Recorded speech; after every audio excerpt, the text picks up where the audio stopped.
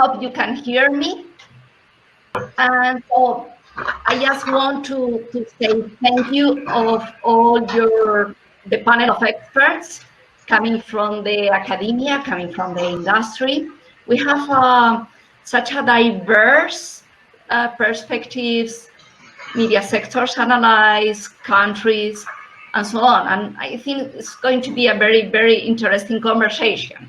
And I think that's very, very clever to have the videos before in order to watch the main ideas, what they wanted to share with us. I want just to say hello to all of the people that are coming in. We are now 32 and probably we'll get 80. And I'm seeing that we have people from all over the world. That's really brilliant. That's Imma. And so what I'm going to ask is just for the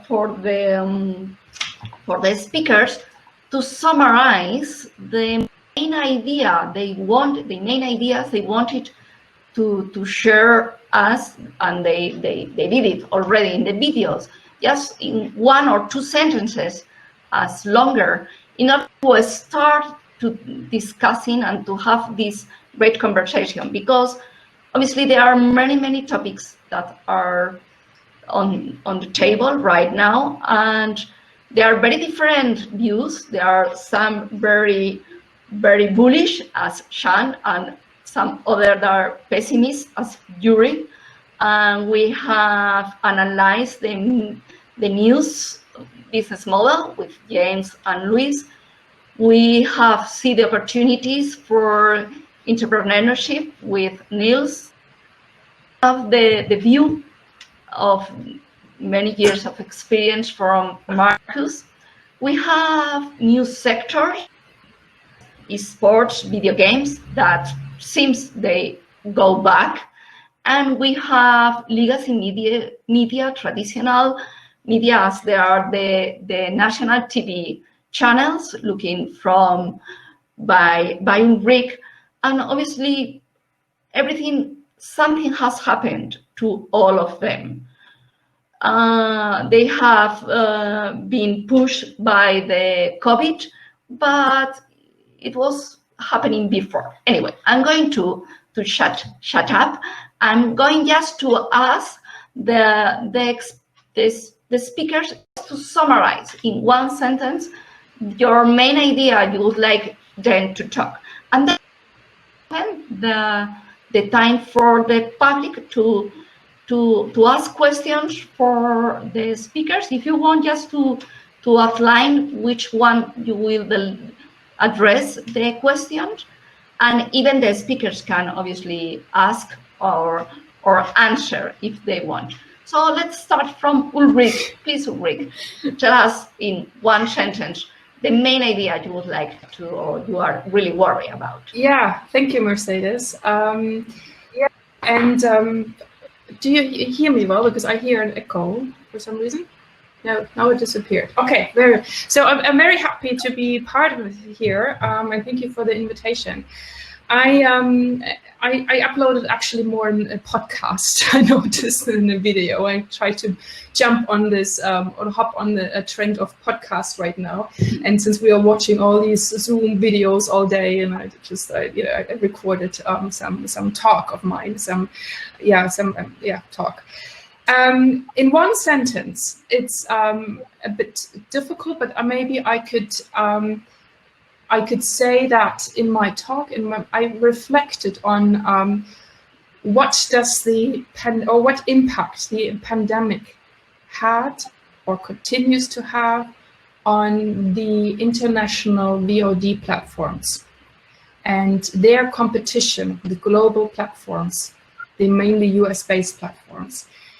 Before, and I'm now already on sentence number 3, I think. Before 2020 started, we were expecting to have a big streaming war among the platforms, other platforms trying to crack into the market to crack Netflix dominance. In my talk, I reflected on, I made actually the argument, maybe provocative, I don't know, that the international streaming war, the competition of these platforms is extremely healthy or good for European smaller markets.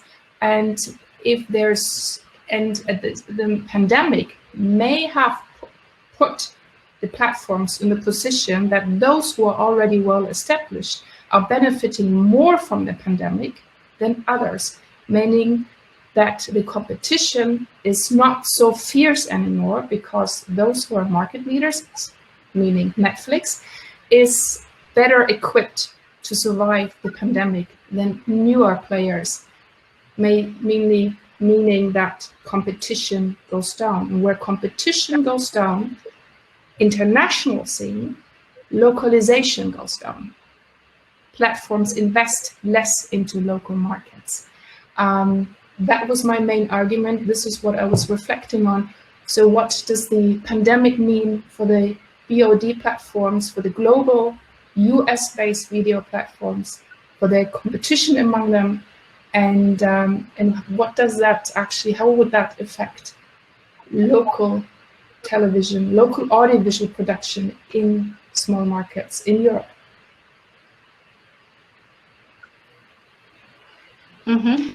Thank you, Ulrich. Let's go to James. James, tell us what are your assumptions about the business of the news media? Well, we started out we were worried about the sort of quality journalism, public interest journalism. And so we wanted to identify, are there elements to quality public interest journalism around the world? So we narrowed our focus to 20 media organizations that we thought had high quality journalism based on external judgments of quality journalism around the world. And we looked at 20 media in 4 regions, 5 media each from Eastern Europe, Western Europe, Latin America, and North America to try to get differences among political systems, economic systems, and so forth. And in the end, we identified business that work quality journalism. One of them is to have varied revenue. Another is to have very focused, either geographic or thematic, and then also low cost because they're very focused. And then finally, nonprofit. And all 3 of these business models have a tendency toward away from service to advertisers, more focused on users. And that was even emphasized more during COVID. Of these 20, I think 11 of them have some kind of subscription model, and 10 of them accept no advertising at all. So you see a shift away from advertising-based business models toward user-based business models, and is towards more digital, more multimedia, traditional media, and so forth. So basically, that was our work. Thank you very much, James. Marcus, you did a very great overview of the industry. Which are the key of the new media you see, or you, Marcus? You're mute. I can't hear. What we discussed Marcus? with counselors was more the overall view on media and what the pandemic did to it. I think for me, the key takeaways were threefold or fourfold. First of all, and that might sound easy and stupid, but it's always good to repeat that, digitization is there. So be much more rigorous than you've been even before the pandemic. That's true for all the media, right? For classic media, even more so, but even those who are already in digital, digitization is not going away. So element number one. Element number two, we've seen more and more hybrid business models coming up because in the pandemic, the propensity, especially for the younger audience, to walk through the paywall has increased. So we believe that paid models are here to stay and they're becoming much more important. And when you think about your future business models, the hybrid model, advertising and pay, is something you should always think of. Thirdly, we talked about the quality journalism. Is there a future for journalism? And in my view, the answer is yes. And it has many elements. One element is good journalism has to be fast because you have to fight fake news, and fake news you can only fight because fake news is fast like this. I think about something and I publish it and there's no diligence behind that. So you as a good journalist, you have to be fast too. Secondly, you always have to put things in perspective. So talk about what does the message I want to convey mean for me in the broader context. And thirdly, it's about quality, focus on quality and focus on diligence. Be very, very diligent. Good journalism has to do with diligence always, but in times of fake news and widespread fake news on the internet, that becomes even more important. And lastly, one of the key media we believe is important for the future of journalism is podcast, because podcast is one of the key pillars which I believe the future of journalism will be built upon. So that was more than one sentence, but in short, my takeaways. Thank you, Mercedes. Yeah, thank you, Marcus. So we'll go to Russia. Yuri, you gave us a very pessimistic view, well, a pessimistic view of what is going on in the media industry, but probably it's not only in Russia, but in many other countries.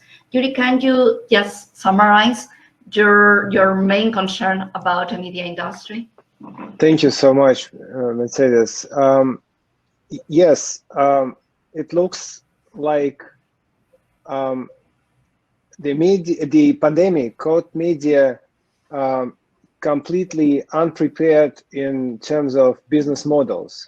So we have discussions and we explore very in detail all possible business models for media, and I was very excited by James's research on successful media, and we look at possible business models. But what we can see right now, that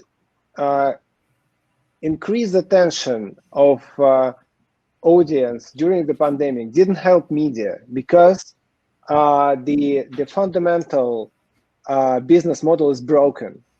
So we see, formerly we were taught that money follows the eyeballs, but we see that currently right now you could look at the advertising data for all countries. It doesn't matter, is it like Russia, Central Europe, Europe in general, and United States. You'll see that branded advertising, digital or print, is disappearing. Like in Russia, we saw up to 50% drop in print advertising and up to 30% drop in digital, so-called banner advertising. Like the new business models, like subscription model, didn't work out here in Russia, unfortunately. As I see the in-platform payment, like the one that is really actively promoted on Facebook's platform, like Instagram, or on Google's platform, like YouTube, is able to support small media, but is not able to support large media as we used to have them. So my assumption is since there is no vital, clear, working business model, we'll see the demise of traditional media, and we see it right now. Most of large media in Russia is supported either by government or by large private company. So it's not economical. What I see that, but I see lots of interest in media industry and in private contributors to a new form of media. That's what we call emergent media, like small media, very agile media. And what I see that agile and small media will show the way, will pave the way to new business models that we will discuss and look at them in the future.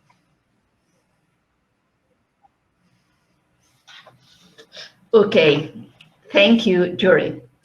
Now, Tobias, we will talk about the digital native business, the esports, that with all this pandemic have gone back.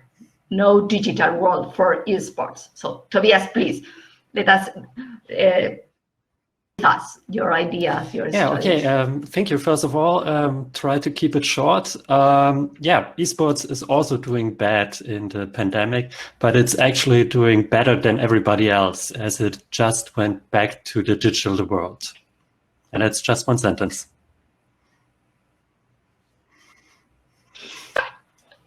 Thank you. Niels, you have studied media entrepreneurship, and you formulate a very, very good question. I'm not going to say, because probably you are going to say with us, what's the real problem? Is it the money or something Put it else? that way, the crisis as we have it right now might be bad news, but in the long term, it's good news. And I want to draw a picture. 65 million years ago, the dinosaurs were extinct by an outside shock, but it left room for something new. And that's one of the things we are seeing. During a crisis, you have a lot of startup activity. And if you go back to the last crisis, 2008, 2009, if you go back to the previous crisis, 2000, 2001, that's the time all the great startups were founded. So that's the time Google was founded. That's the time Twitter and so on were founded. So what typically happens? In a crisis, it's a good time for startups. And then where there's an upswing, that's the time when they actually get the big funding rounds. But if you go back out of a crisis, new stuff will evolve. Now, the other thing is, a crisis will accelerate the decline of revenue and business models. Like Yuri said, 50% drop in certain areas. But the money will come back. And that's the other amazing thing. If you look at midterm and long-term data by industry, the overall revenues are amazingly stable. So it's not an industry which is dying, but it's industry segments which might be dying, but it leaves room for something new. So we're going to see new media startups coming up out of this crisis. I can't predict which ones they are, but that's what Replican is going to do. Technologies they will be based on.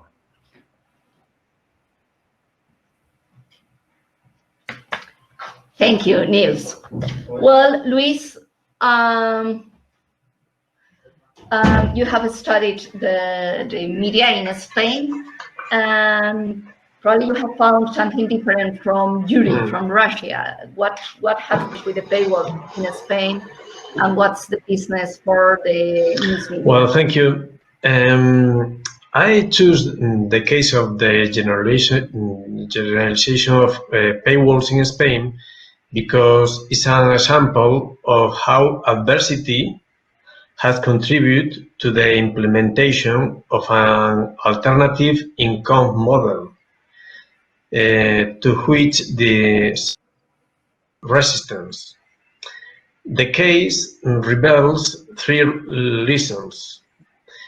The first one, the increase in the consumption of information with historical figures in Spanish market.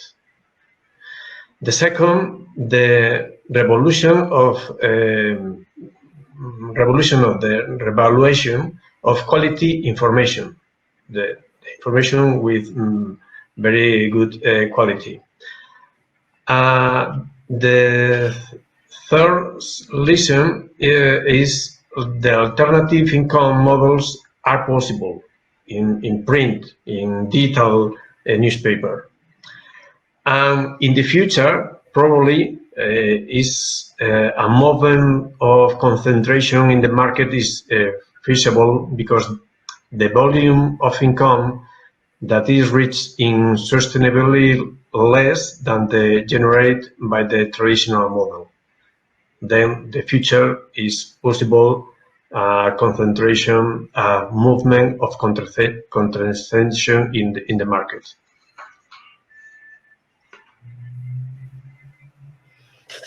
Thank you, Luis. And finally, Sean, the view from New York City. Well, you have a very bullish view of that, mainly because we have become digital. But please tell us something else about your view of how Thank you, media Mercedes. has Yes, changed I'm a techno optimist. Can you hear me okay? I'm having trouble with my headset, so it's coming through just the laptop. Sorry for that. Thank you very much, Mercedes. And this panel is, I love, Yuri, I'm on the opposite end of your spectrum. I am the techno optimist. I actually think with all of the death, destruction, and sorrow that the pandemic has created, and that's not to be understated here, the human toll is immense. The business opportunity side is more along the lines of what Niels was saying, in my opinion. And I think there's a couple of trends that come together. So my quick statement would be, one is the media industry is finally starting to act like a high-tech industry. And invariably, a traditional industry thinks that means adding technology, and it's not. It's about being creative with business models and aware of technologies. And that combination is finally seeming to happen in media. And so between that and the confluence of a new cycle of funding, new technologies that are starting to get efficacy and understanding in the media space, and then a handful of other like business cycles that we've been watching. I think we're in for a whole new media industry, and I'm very bullish.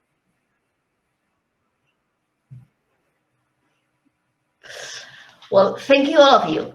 I'm going just to go straight to the questions that we have some already from the audience in the chat. I'm going to read, and as there is no any special question for anyone, please yes, answer the one that is ready. Evelyn Kastner from Macromedia Online Germany asks, what do algorithms in online advertising do with brand management? More precisely, how can young companies that want to establish in a new corporate brand ensure that a sufficient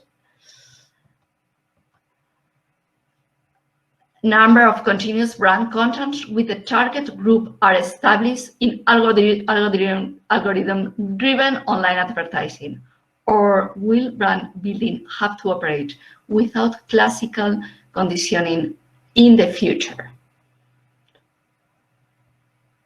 Does any one of you want to answer? Probably Sean should be the first one.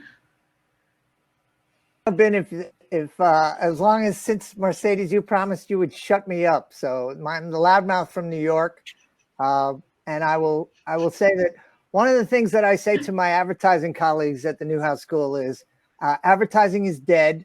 Long live advertising. Advertising needs to, and in many ways has, remade itself. And I think the question about brand advertising, and maybe I'll toss this to Yuri, because you mentioned brand advertising, which is very different from direct response advertising. And direct response advertising flourishes in an internet where you did this and now I'm going to try and get you to do this. Brand advertising is for longer term positioning. And there's more money in the brand advertising. I'm speaking from New York City, where that is. So I think what does a young company need to do to position its brand? It's a whole new ballgame. The answer isn't, oh, here's your recipe. This one works. I'm going to say, go make a new recipe. And we're seeing a lot of that. And in fact, they remake what brand advertising is brand is now about positioning. You're seeing content creation. You're seeing companies like Marriott in the United States and then worldwide being a content company rather than just buying advertising space and reminding you that they have very nice hotels to please come. Instead they are saying, aren't you a person who enjoys travel?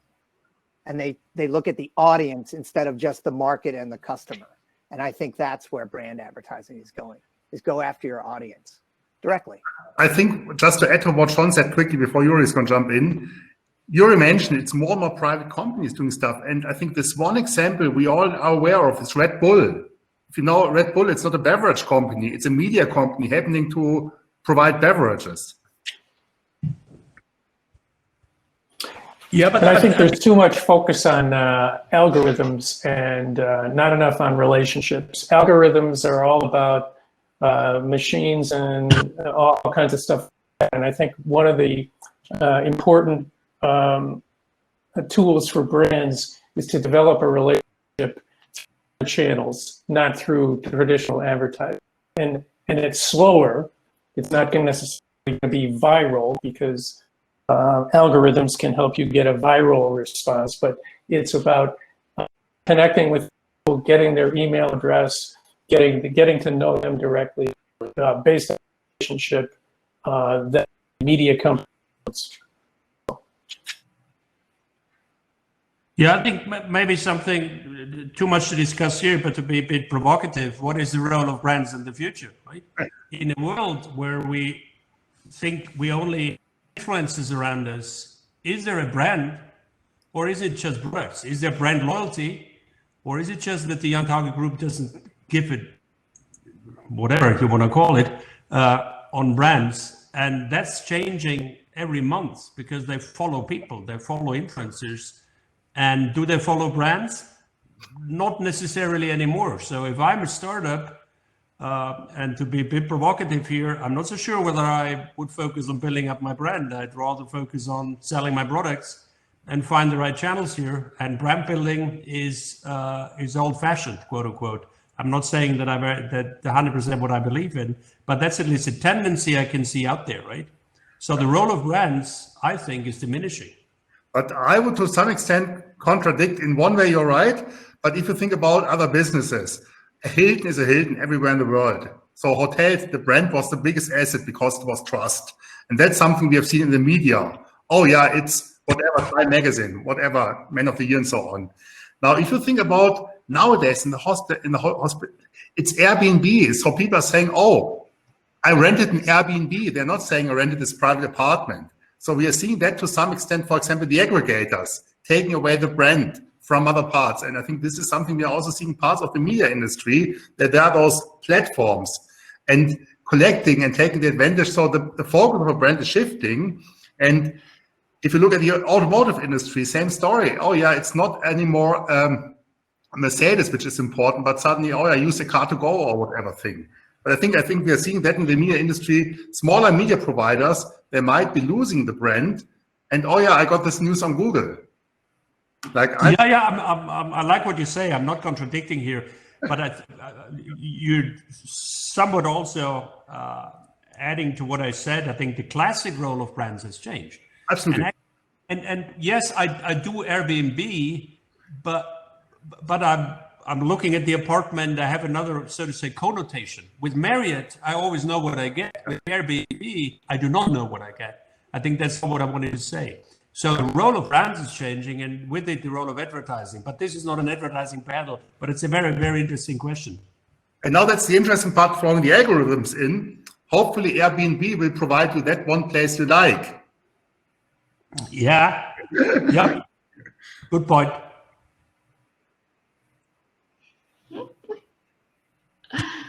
Well, let's go to another question from Florian Haumer. It's addressed to Ulrich, but probably if someone else wants to answer. How do you evaluate the impact of new players like TikTok on the content of the Yeah, streaming I also verse? read that question, and I was actually thinking, do they operate in the same market? You know, I mean, Netflix offers entertainment production, high quality productions, and TikTok is a social media platform with user created content.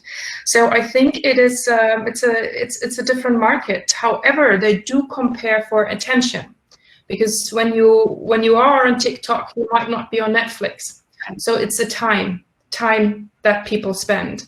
But other than that, I don't think that they are very comparable. And as the pandemic has also shown, people are eager for an escapism, entertainment, high quality productions, high quality series that they're watching. So I think in all of us there is something that where we want to engage with, where we want to see creativity from other people.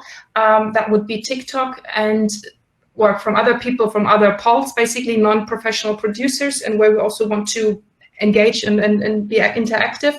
And then there is this, you know, time of the day when we don't want to do that, and when we turn onto Netflix, and when we just want to binge watch and to consume. So I think this they cannot be compared in that way, only for attention. And I think as the pandemic has shown, we definitely also want to lay back, and we have, you know, many people apparently have also more time now to watch and to be entertained, to have this. Can I actually ask a question in that, because I use the word creativity now, and that I had a question to Niels, to what he said, and I like the idea that you think and that the pandemic increased creativity. And here was my association, you know, and that this is a good thing. And I totally agree with you. And like here in Estonia, we had, like, right on the onset of the pandemic, we had the initiative Hack the Crisis. So we had all these hackathons, you know, what to make best out of the situation. And there was an enormous creativity that came to the daylight here. And that was also, you know, the Hack the Crisis initiative was then also picked up by other countries. But aren't you a bit too optimistic by saying, you know, that's good for creativity, and, you know, all these things start, and then the money comes just later, when the money is back then again? Put it that way, take aside the creativity, which I think is important. It's about people and brain. 2 years ago, Mercedes and Bosch were hiring about a third of our graduate students here in Stuttgart. Now Mercedes stopped hiring. Even our media management students were hired by Mercedes. Now maybe 10%. So the other 23% of the students, which are not hired by the big traditional incumbent players in our industries, they have to do something else. This will decrease the opportunity cost, because I'm not losing a 50,000 euro per job at Mercedes, but I can do something else by my own. So it's one of the things people will. That's part of the story of Berlin. Young people studied in Berlin, and then they didn't find any jobs in Berlin. So they went for a startup there. So I think it's one of the things which happens in the crisis, that you have good people which don't go to traditional businesses. It's bad news for the people, but it's good news in the long run for the overall economy. So the young creative people, because really, if you're graduating with a master degree and you have a safe job paying 60,000, 70,000 euro per year, that's one thing. If you don't get that job, those people will do something else, and that's good for us in the long run. Okay, I just want to say something, because I see that there were follow-ups to my comment I made, or my answer I provided regarding the competition between Netflix and TikTok in that way. And that would be my last thing. I don't want to take up too much space here. Yes, and there was a comment made, it's all about what TikTok will be doing in the future. And obviously, yes, that's absolutely true. I mean, there are the situation now as it is, and this is what I said, might not be the same as it is in a few years, and there will be definitely, and if Netflix does have a close eye on TikTok and what's happening there and what are they doing, obviously. Yes, I just wanted to acknowledge that there is a future development. Yeah. Sorry. As Google is the big competitor of media companies. We have another question for Marcus from Florian. Thank you, Florian, for all your questions. How does acting fast and creating high quality journalism fit together? What does this requirement mean for journalism education? It's a tricky question. And it also shows the danger of today's journalism, right? Because if speed prevails and is the leading factor, then quality might be the losing factor. So what I want to say is you have to be reasonably fast because you have to counter very often fake news, and you cannot wait for long. On the other hand, that cannot go without diligence and thorough research. So what does that mean? It means fast checking of sources, checking of several sources, obviously, which good journalism should always do, but generally it's not always done. And what does that mean for education? Not only technically savvy, but also content savvy, in really knowing what kind of sources to use, how to get them, how to approach them, and how to deal with them. But I would always say speed, yes, is important, but quality is even more important. But that does not mean you have 2 weeks to do your to shoot out your article. So it is a pretty tough game here, which journalists have to follow. But this is, I think, the challenge. And if you master that, then there is a future for journalism. But don't get taken away by speed only. That's the biggest danger. Good question, actually, and good hint. Add a little bit to Marcus' answer. There is also a huge help with journalism. It's shown technology. For example, at Interfax News Agency, we managed to have like quota of all our news wires, especially business news wires, that are the quota of stories are made by machines. We have more time for people, for human journalists to do their job. We're still fast, but we're fast due to machine learning, due to all advancements that we now have with text discovery, and the time left is left to big quality and very fast news. So this is also an answer to this dilemma. No, it's a good point. It is technology at the end. It's a good point. Supporting technology, huh? Not only technology. Yeah. Any other answer from the experts? One other thing. So let's go to the next question. That is something. Yeah. I was just going to add one other thing to what Yuri said and Marcus about the mix of technologies and journalism and price, quality, speed issue that usually has been around for forever. I would look at what Vox does versus and almost put them side by side, what Vox does versus what a breaking news operation does. And Vox emphasizes explanation, which changes the time value.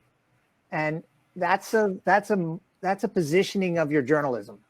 And I think that is what journalist organizations need to do, is to look at, they can't be everything. What will they do best? And if they focus on what they do best, they have a better shot, not an easy path, but a better shot at succeeding because they will gain the audience trust because they're working on the one thing or two things that they're really good at. That would be my. James looks like he's anxious to jump in, the expert. Well, I think the speed thing is, that's where news is a commodity. That's where there's no value. There's very little economic value in speed in that respect, because everybody is going to have the story about what so-and-so said at whatever press conference, and it's very low value stuff. It doesn't create much value so that people would not be willing to pay. From a business model point of view, it's a losing operation. So maybe only television and radio, I think, have much of a interest in that. If you were going to print and do anything in digital and create a quality digital product, I think you have to abandon that. Leave it to other organizations that are going to be supported by advertising or something else, and go for, as Sean was saying, create something of higher quality, which is explanatory and is relevant to people's lives. The news that Maradona died yesterday, everybody has it, and so why are all these news organizations trying to cover it? It's ridiculous. If you're going to create a business model, you just avoid going to news conferences, you avoid a lot of that stuff, which is a commodity, and get into the business of creating value that people would be willing to pay for. Anyway, that's just my opinion. I think if you talk about high quality journalism and now look at the German market, there was a saying, there's a largest German newspaper, which is like Newsweek or Time. Every Monday, they explain the world to you. So you had your daily newspaper, but once a week, Monday, you would get this big magazine giving a lot of background data, information, everything. And again, this has changed. And if I talk at not high quality content, but high quality information, I know the people who co-founded the startup called Statista. All the data, all the information you would ever need. Companies are paying thousands of euros per month to have access to that. And even private people are using it. And that's something we are seeing. So if media is not covering something, then the money will go somewhere else. And that's something which is happening a lot to me. Oh, you have this great technology idea. And you have to move 2 steps back and say, look, it's actually a media startup. You think you're technology, but it's actually media what you're doing at the end of the day. You're creating high quality content being distributed, using maybe algorithms. I think that's something we have to understand, that there's more media than we sometimes think there is. Mercedes, I think these discussions uses on brands, creativity, technology, income models, and more reveals that continual adaptation is the way to survival. The strategy is revealed as a practice that must be established by the different levels of the companies. They are no models. The models are now creating every day.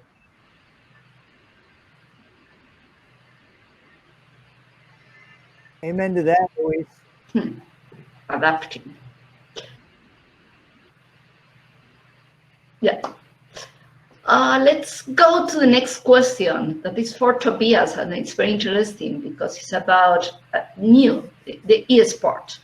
The question that Florian has made is, will the live e-sports events come back after COVID? Actually, they are already back. So we just recently have, a month ago, the League of Legends Worlds Finals with 8,000 live audience. So it is already happening, and I think it is one of the first, if not even the first one, with a live audience event. And the crazy part about that is they couldn't get more people into the arena, but there were over 3 million people who signed up for those tickets. So there's a huge interest in getting back into the arenas, and everybody is trying to get COVID proved, but in countries like China, it is already happening. So it will grow afterwards.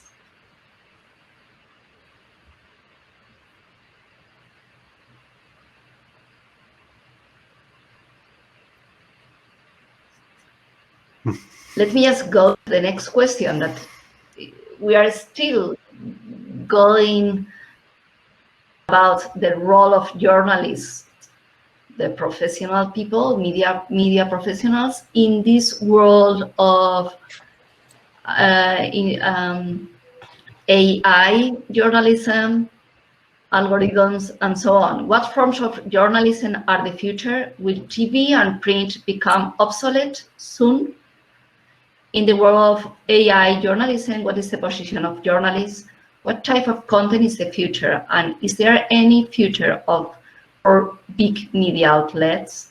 And I will add, and what happens with companies like Google against the media companies? We have been talking about that, but probably you have more thoughts to share. James, future of journalism. Actually, I like what can we do in our many classroom? People have already brought, many members of the panel have already brought this up, that there's lots of space for new innovative media filling up the gaps that the traditional media have not covered. In fact, there's almost an infinite possibility to find niches of coverage that the traditional television or newspapers have neglected, because they don't have the resources to cover everything in depth, and people are very passionate and interested in certain kinds of things and certain kinds of problems in their lives. And if media organizations can help people solve those problems and satisfy their needs, then they can have some kind of a business. So I think what we're going to have is, well, Sean, you were talking about this. We're seeing an unbundling of things, but I think eventually what's going to happen is that big companies are going to come in and roll up these little bundles. They're going to make big bundles again. But I think what we're going to see is a big diversity of different kinds of media replacing the big media, which are hurting. So, for example, a city like Stuttgart, for example, maybe has vertical media in ecology, or vertical media on Islamic culture, or something like that. And then eventually some big media company is going to roll them all up. I don't know. That's my speculation, but that's one thought.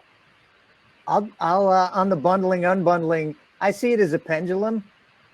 Everything is unbundling until it starts rebundling, and we're seeing the rebundling of certain things in media.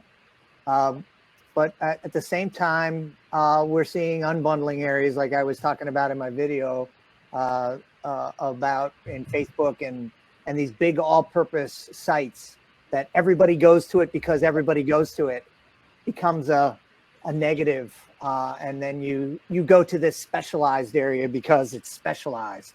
That ends up happening. And then to your point, James, somebody sees that, says, well, wait a minute, if I put all these together, and it's a rebundling for value. And I think we will see that again. We're seeing some of that already. The question about the end of television and the end of radio, and all I do is I remember my history of media. They never go away.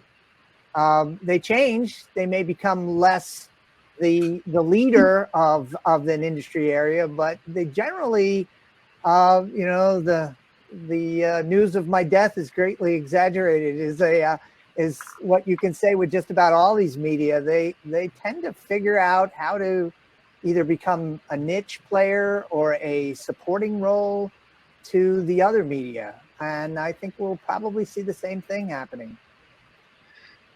Just something, one of the best pieces of quality journalism I have personally consumed this year was a podcast on Audible. They invested more than a year of time to understand what happened at Berlin Airport. And no news magazine would nowadays pay for that. But they actually did it. And that's one of the things we see, let's say, And that's the new, for example, bundling. Some things, you get a lot of great high-end content nowadays on Audible, for example. It's an Amazon brand, for example. And that, I think we are seeing people are willing to pay for high-quality journalism. If they can't get it anymore in the newspaper, they get it somewhere else. I think that's something we are seeing left and right.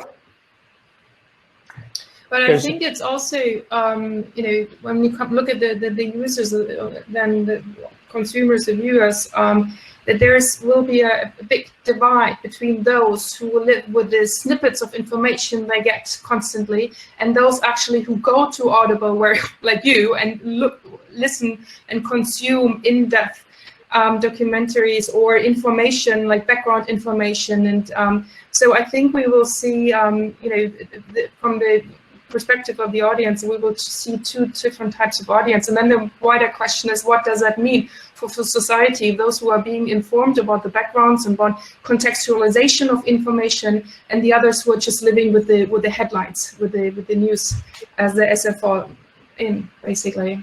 And let me add a little bit to Ulrike. I think this will be very important social economical change. Yeah. There will be news inequality. There is a question here. What will happen to quality news? The same what happened with quality food and quality entertainment. The quality news will go to the rich. Everything else will go to the poor. That's the idea. It's like I read lots of stories about so-called pandemic of obesity in the United States. The reason for this pandemic was very simple. Rich could eat great food and the poor couldn't. That's the idea. That's the reason. So the same, I think personally, will apply to the news. The quality news was a luxury that would before an old business model paid by advertising, by the fact that newspaper was an ecosystem, a great ecosystem. Everything was in this newspaper, and this newspaper decided whom to show on the first page and what prices should be for advertising. This model is destroyed, and then we will get really back in the history of Gazeta, a penny that was paid for quality news by merchants. I think that's the most important change and the most important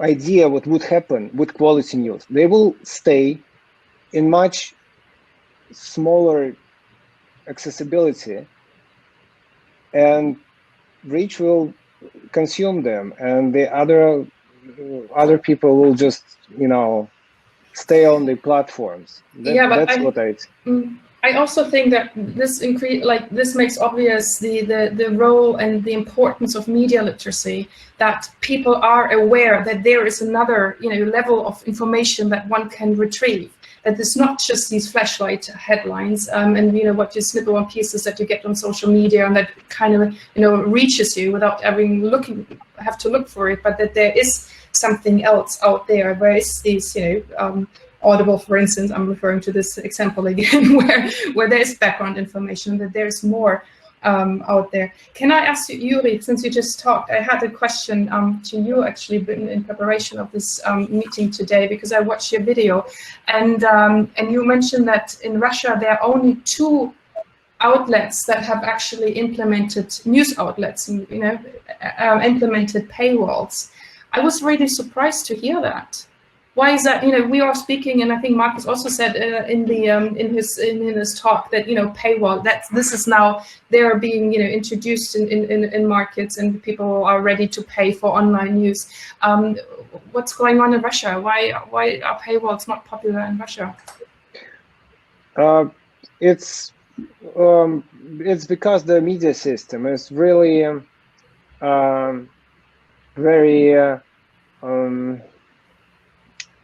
very influenced by the way that lots of media is actually sponsored. This is it could be sponsored or paid by government, by local and by federal Russian government, like $1 billion for 2020 for television, for public television. It's a lot. Like 1 billion in United States, it's like a small amount of money, but 1 billion here, it's a lot. So first of all, this is one of the reasons. So some media do create lots of quality type of content, and it's for free. And people are not used to pay for newspapers, pay for information. This really, really long tradition that information was easily accessible. It was actually free all the time. There was no paid television. There was all the newspapers were really, really cheap. So there is no tradition for getting quality information for some, like, even small amount of money. That's why there is no such a tradition. For fun, that the one of those two news outlets, the Vedomosti newspaper, which is quite well known, introduced the paywall just because they had two shareholders. One of them was Wall Street Journal, the other was Financial Times. So they both introduced the paywall. The Vedomosti also decided to introduce a paywall. So that was a reason for one of these paywalls. The reason for the other paywall was that this television channel, the Rain television channel, was a completely new media created from scratch for new audience, and they tried to create something like Guardian style subscription participation model. So you are member of a club or something. So there is no other attempts to create any general classical paywall, just because Russian audience is not yet ready for that.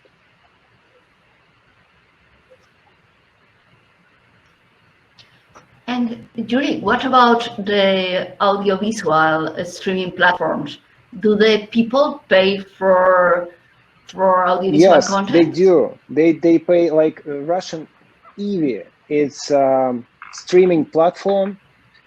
They saw huge growth in audience. They have like 2 and 5 million paying subscribers, which is a lot for Russia. We have like 145 million people living here.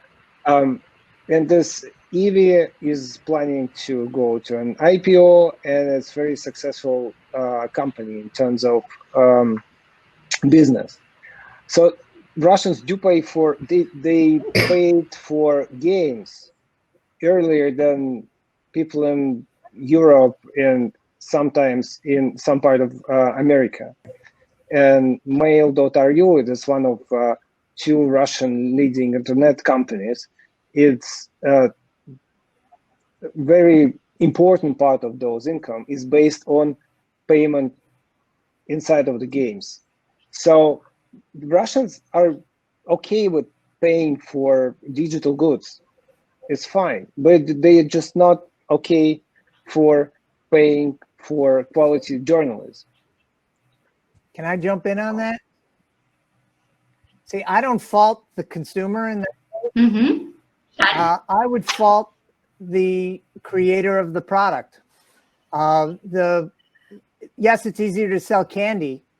And if we were to then say, well, then people just want candy and they're not smart, that would be the wrong conclusion. Candy delivers on the promise. I would say the journalism needs to deliver on the promise. Is this type of journalism to make me smart, or is this type of journalism to make me feel smart? And those are very different. And to me, am I cocktail party smart, or am I expert smart? And those are very different. And you can't serve all of those. And that becomes what I get as the business model. James, I'm looking at you. I'm glad you're back. Because if you align your business model to the customer in a delivering on a promise, I think your odds of winning are way higher, because you are constantly focused on solving a problem that that individual has. But if you take it as we all should read news because that is good for society, okay, I'll do that on a Sunday, or I might get around to it. And I'm talking for myself. We all do this, and we all feel shame that we're not up to date on something, or we missed the insight, or okay, so you're delivering on the promise of shame. I'm not paying for that. I'm sorry, I'm going to be the loudmouth New Yorker. Why do I need that? I have family that shame me. I'm good with this. I don't need to pay to be shamed. And I think that's part of what journalism has, is this constant whining sound. I'm going to be very out there. A constant whining sound that people should do this. You should pay for your news. And I say, where in the history of humanity have we paid for this? And most of the time we have not. We've gotten something else, the jumble or the horoscope or the jokes. And in the process of paying for this candy, you get news alongside. That was the business model. That business model is poof, gone. I can, the conversation about attention, the attention economy is you only get my attention. No one's giving me more time. So how do you create value in that gathering of attention? That becomes the journalistic endeavor, not telling me I should know this thing that I don't know, or telling me anyway, I'll stop there. I'm getting a little worked up. But it's whenever journalists say you should be buying this, I'm saying, prove it. You're not. I was going to say I think the World Economic Forum just put out a report on percentage of each country that has been willing to pay for media of any type, and Russia is number one, because it is a really high percentage of subscribers to games and other things that you talked about, and sadly very low for journalism. And I'd say it seems like it's a great market. It's a bad product. What does Marcus think? I'd love to hear what Marcus thinks. Did I rattle everybody? No, I want to hear what Marcus thinks. There's a lot to say. No, I cannot add much to what I have already said. I think all good. I would like to add. So sorry. There was, I think, a time that I don't know if you were done. No, I'm done. Go ahead. Sorry. Like the argument that people are not used to paying, I think this just shouldn't hold anymore. And I can talk a little bit about how the experience has been here in Estonia. The main players here introduced paywalls, and they introduced it with very small micropayments, like really basically symbolic payment for accessing articles. And it worked very well. And then they successfully, sneakily, I would like to add, maybe increase the payment, increase the price per article. And I think also what really makes a difference is the infrastructure that's available for payments. And I see, like here, people pay with their online phones, and it's just like they click very quickly. There's no, they don't need to type in their credit card information. They pay with the mobile, via the mobile phone provider.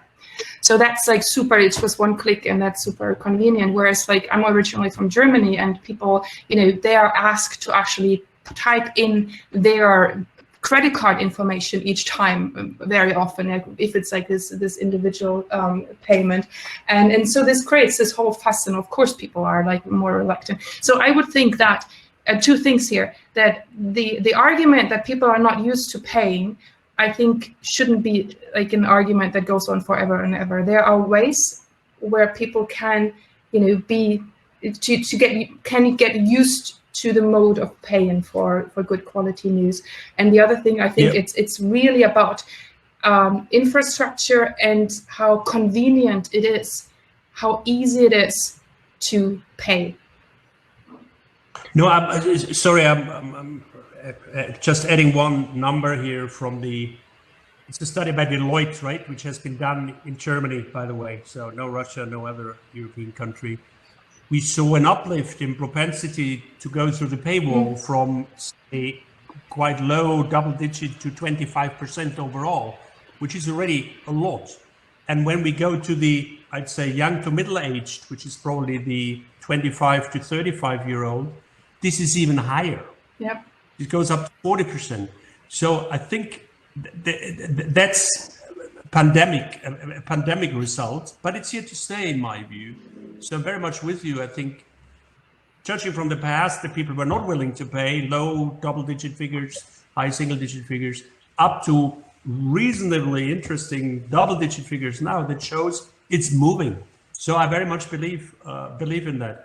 Can I ask one? Can I just jump on, Marcus? One thing that you pointed out. Absolutely. Is that we call it the Trump bump in the United States because paywalls are highest ever. Yeah. And it is in response to a Trump administration. And I think the pandemic bump is another one. And you can change behavior in that bump and then take away what would stay beyond the pandemic, hopefully. No, not everything which Trump did was bad, by the way. So, but that's a different discussion. Okay, we are just I have a question for Niels. Sorry, it's burning. finishing that. I have a burning question for Niels. When the conversation is. Niels, you said this after the last crisis, a lot of startups came around and they became unicorns. Well, in my words, but this is what you said. The problem I see is they're all US American unicorns. There's no European unicorn. So what do we have to do differently now? There is money. There is obviously willingness, power, and energy. But what do we have to do that the next Google is a European thing? And I'm not saying a German thing, it's a European thing. There are very few ones. TeamViewer is an example. I think they became a unicorn being a German startup. But you're right. And Spotify. The biggest problem is that our markets are too small. So we have a European market, and then they have a big opportunity to become a unicorn. And by the way, we talk about the US. China is even bigger nowadays. Yeah, that's true. Yeah. We're not talking about China. Same.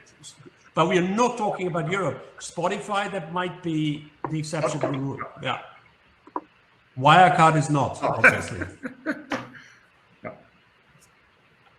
Okay, sorry, that was a different topic, but it was burning. No. That's the best thing that can happen, is to have a very active conversation. But I think we should cut off. And it's very funny because in the chat there are many comments. So probably all of you need just to have a view to the chat. Even many commentaries there. But my role as coordinator has to be with thank you so much to all the experts that we have had here. It was a real pleasure to meet all of you, to get to know some new ones, and hopefully after the pandemic, probably the best thing that can happen is just to meet personally each other, because though digital world is very important and is developing at all, we need to meet people and to have real conversations face to face. This is journalism, this is conversations, this is human relations, human beings. So anyway, thank you very much, all of you. Thank you to the organizers of this of this conference. Thanks to Anna and Natalie that have prepared everything to work. And yes, let me just remind you that tomorrow we have the second session that probably it will be very interesting, or even more interesting than this one, at 4 p.m. Berlin time. Probably it's better for Latin America. So see you tomorrow. Thank you so much, Thank you. the audience and the public. Thank you very that's been much. here. Thank you, Ladies Mercedes.